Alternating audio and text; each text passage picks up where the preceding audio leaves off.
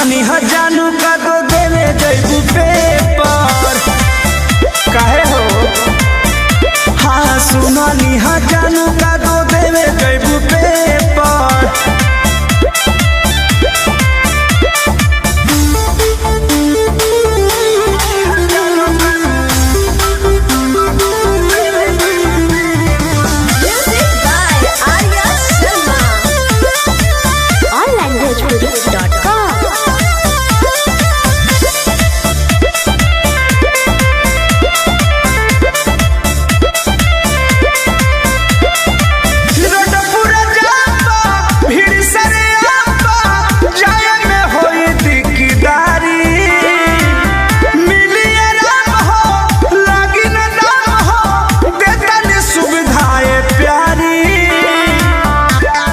चला हम माने ना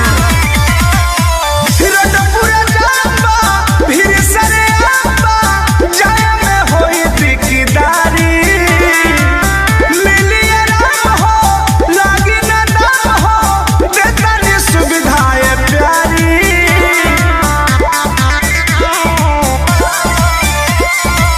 सामने बैठ के जराई दी भेपर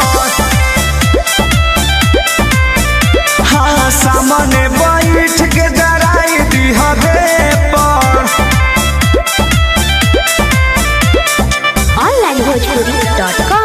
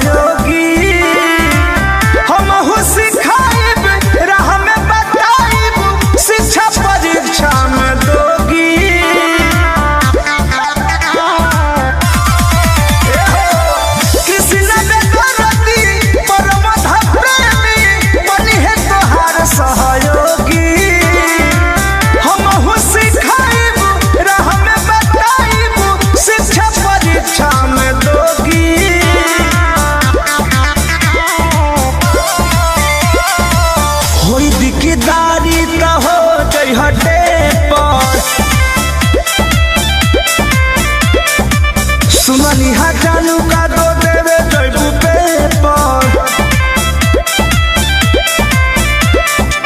चलो पहुँचा दी onlinebhojpuri.com।